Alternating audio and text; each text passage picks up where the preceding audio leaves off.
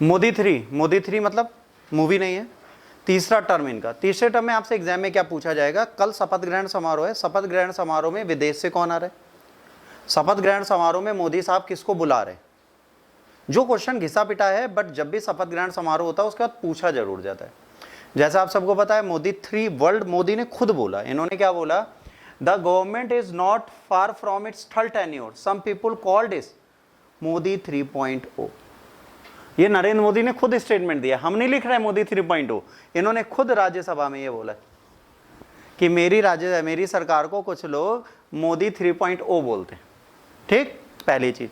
अब जब ये आए हैं बेटा, तो इन्होंने क्या किया, इन्होंने ये कहा कि जब ओथ सेरेमनी चलेगी तो सेंट्रल विस्टा, जो इनका नया पार्लियामेंट हाउस बना था, उसमें जितने वर्कर्स लगे थे उनको बुलाएंगे, प्लस वंदे भारत के जो वर्कर्स हैं उनको बुला रहे। इन्होंने क्या कहा, जो मेरी पार्लियामेंट बिल्डिंग बनी है उसमें जितने लोगों ने कार्य किया है वो वेलकम्ड है मेरे लिए, वो आएंगे मेरी ओथ सेरेमनी में, और वंदे भारत के जितने वर्कर्स हैं वो सारे यहाँ पर आकर काम करेंगे। तो कौन कौन आ गया, वंदे भारत के सारे वर्कर, सेंट्रल विस्टा के लोग, और इनको इन्वाइट किया है ओथ सेरेमनी में पीएम मोदी साहब ने। पहली चीज तो ये एक क्या हुआ, भारत से कौन आ रहा है। ठीक, अब विदेशों से कौन आ रहा है ये भी पूछा जाएगा। अच्छा, अभी ये नहीं पता है कितना कंफर्मेशन है उस चीज का कि कौन आएगा, बट हाँ ये है कि यहाँ पर नरेंद्र मोदी ने सीधे बोल दिया कि जितने भी सेंट्रल विस्टा के हैं वो आएंगे, और जो रेलवे एम्प्लॉइज हैं वंदे भारत में काम करते हैं और मेट्रोज में, उनको बुलाया गया। ठीक है, अरेंजमेंट करे गए हैं कितने लोगों के, 8,000 से ऊपर गेस्ट आएंगे इनकी ओथ सेरेमनी में, ज्यादा नहीं। कल संडे शाम को 7 बजे जब इनकी ओथ सेरेमनी और पाकिस्तान और इंडिया का मैच स्टार्ट होगा, उस टाइम पे मैं माननीय नरेंद्र दामोदर मोदी संविधान की शपथ खाता हूँ कि मैं जो भी होता है सत्यनिष्ठ कर्तव्यनिष्ठ स्वानिष्ठ वो सारा बोलते हुए ओथ ले रहे होंगे। ठीक, और कुछ लोग मोबाइल पे हॉटस्टार पे लाइव मैच देख रहे होंगे। ठीक है, तो इस टाइम पे पार्टी होती है, मतलब 8,000 वर्कर्स को बुलाने का मतलब नहीं ओथ सेरेमनी होगी, अब घर चले जाओगे।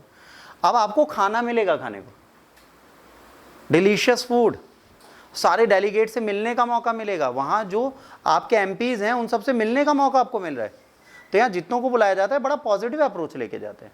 तो अगर आपको इन्वाइटी बनाया गया, बहुत बड़ी चीज़ है। आप एक सरकार फॉर्म होते हुए देखते हो, कुछ पर्टिकुलर मिनिस्टर्स बनते हुए देखते हो। अब कल ट्विस्ट क्या आएगा, सारी मिनिस्ट्री नहीं क्लियर होगी, कल प्रधानमंत्री की ओथ और 1-2 मिनिस्टर्स तो बन जाएंगे और कोई नहीं बनेंगे। ठीक, आप समझिए। इसके बाद इन्होंने साउथ एशियन लीडर्स को बुलाया है, जिसमें इन्होंने बांग्लादेश के prime minister Sheikh Hasina ma'am को, श्रीलंका के प्रेसिडेंट रैनिल, ठीक है, विक्रमसिंघे को बुलाया हुआ है। ये दोनों कंफर्म कर चुके हैं कि ये आएंगे। इसके बाद इन्होंने इन्विटीज नेपाल के प्राइम मिनिस्टर को पहुंची थी, इन्होंने कहा हम भी आएंगे, और भूटान के counterpart Tshering Tobgay, इनको बुलाया गया, और मॉरिशस के जो प्रधानमंत्री हैं जिनका नाम है प्रविंद्र जुंगनाउथ या जुंगाउथ, ठीक है, इनको बुलाया गया है। ये नाम याद रखना, यही आपसे एग्जाम में पूछे जाएंगे। किन किन को बुलाया गया है, शेख हसीना को बुलाया गया है, ठीक है, विक्रमसिंघे को बुलाया गया है, उसके बाद इधर आ जाओ पुष्प कमल को बुलाया गया है, उसके बाद टी शेरिंग टोबगे को बुलाया गया है, और प्रविंद्र को बुलाया गया है। ये 5 नाम आपके दिमाग में हमेशा होने चाहिए। ये एग्जाम में अब से 1 साल तक लगातार पूछेंगे, इनको कोई नहीं रोकेगा।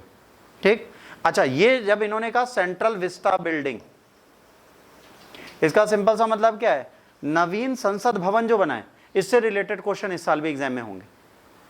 तो सेंट्रल विस्टा बिल्डिंग क्या है, कैसे बनी, किस जगह बनी, क्यों उसको तिकोने आकार का बनाया गया, उसमें कौन से फ्लोर पे क्या है, उसमें कितनी सीटिंग है, आने वाले टाइम पे पार्लियामेंट की सीटिंग की कैपेबिलिटीज कैसे बढ़ाई जाएंगी, कहाँ तक उसको बनाया गया है। जैसे यहाँ पर 545 के हिसाब से सीटिंग नहीं, 1000 के हिसाब से सीटिंग है वहाँ, क्योंकि फ्यूचर इनको पता है। पॉपुलेशन की जनगणना के आधार पर अब जो अगला इलेक्शन होगा 5 साल बाद, उसमें लोकसभा की सीटें बढ़ेंगी,